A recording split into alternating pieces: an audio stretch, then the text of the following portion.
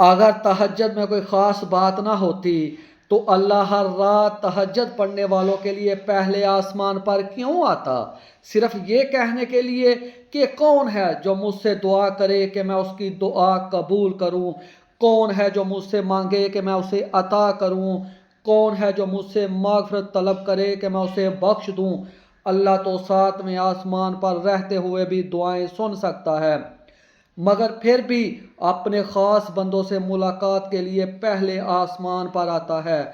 اب اللہ ساتویں آسمان سے پہلے آسمان پر اپنے بندوں کو خالی ہاتھ واپس لوٹانے کے لیے تو نہیں آتا، بلکہ وہ انہیں نوازنے، ان کے دلوں کو سکون دینے اور ان کی ہر دعا کو اپنی حکمت کے مطابق پورا کرنے کے لیے آتا ہے۔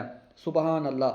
یقین کرو اللہ کی رحمتیں ان بندوں کو ہمیشہ ڈانپ لیتی ہیں جو تہجد کی عبادت سے جڑ جاتے ہیں۔